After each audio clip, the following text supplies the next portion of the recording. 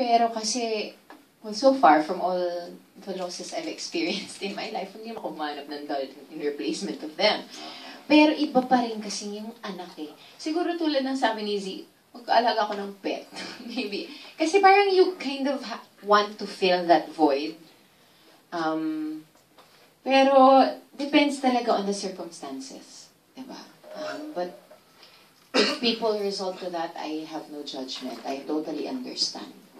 So you choose to take care a pet na mag-reciprocate somehow rather than a non-living. Personally, Ako, di gawa ulit ng bago. Yun naman eh, eventually, kung pwedeng gumawa ulit, di ba? I think, mahirap din magsalita talaga ng tapos. Jodes, ikaw? Sa totoo lang, may anak ako, pero ayoko kasi isipin yung tanong mo. Kasi parang inisip ko pala, sobrang heartbreaking na. Honestly, hindi ko alam kung anong gagawin ko kung nangyari sa akin yung nangyari kay Stella. So, yun ang masabi ko. Ano natin yung journey ni Stella sa September 17? Madaling magsalita kasi pag hindi pa nangyayari sa'yo. Pero pag nandun ka na sa sitwasyon na yun, hindi mo na rin malalaman kung ano gagawin mo. It's not something na napaghandaan mo din, di ba? Ganito na lang. It's a valid question. Yeah. Ganito na lang. I-rephrase ko lang yung question. Ano sagot na rin nila? Ni-replace mo. I'll just change the question. Kung kaharap nyo yung characters na ginagampanan ninyo, anong sasabihin nyo sa kanila? Wow, napaka-profound. Z, kung katapat mo siya, ayan. With the situation, what are you gonna tell? What's his name again? Julio. What are you gonna tell him? Yes. How are you? Ano ba? Bakit? Parang... It's you as a Zanjo talking to Julio. Ano kami? Nasa isang sitwasyon na... Yun, namatayan siya. Parang gano'n. Yeah. Kung anong magpapasaya sa'yo, gawin mo. Kung anong mas sa tingin mong makakatulong sa takbo ng buhay mo, gawin mo kasi wala namang bawal, di ba? So, huwag ka lang makakasakit ng ibang tao. Hindi mo siya i-judge or whatever. Okay. Iza, your character. Iza talking to your character. Ako siguro, sabihin ko dun sa character ko. Anong sabihin ng character ko? Gusto niya kumuha ng doll. Let's take it from there. Yes. Okay. Coming from that space. Oh, hello.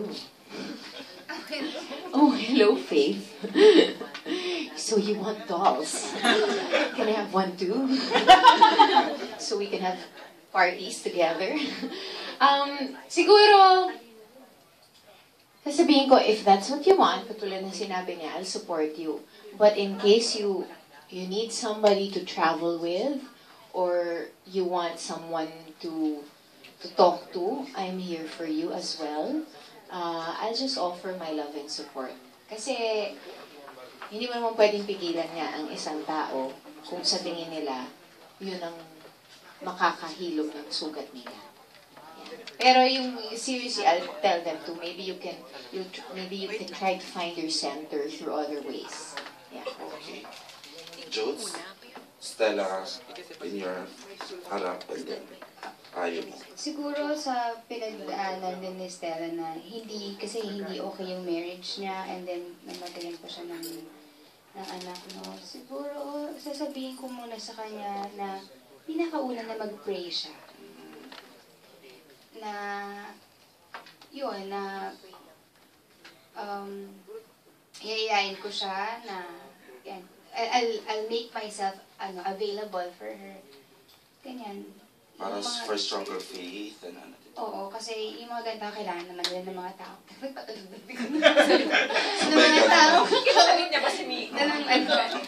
Syempre ng taong kausap, di ba? And minsan hindi naman natin kailangan magsalita pa ng marami. Ang kailangan lang nila is parang a shoulder to cry on and an ear to listen. Yeah. Pag sinabi kasi kamukha mo yung manika ko. Chika, kamukha mo yung manika ko. And with that, wala nang question. Meron lang po kayong video na ipipresent. May invitation lang po. We're playing something. An invitation. may video na gustong bumate, please watch this. Gusto mo bang manood ng red carpet premiere ng Maria Dinora Teresa? Magkita-kita tayo sa September 16, Tuesday, SM Mega Mall Cinema, 7 p.m. Kung hindi ka pupunta, kami ang pupunta sa'yo. Wala, ayan po, invitation ni Maria. Alam niyo na. Nag-invite na po ang tatlong Invite na. manika. Natatandaan Ayan.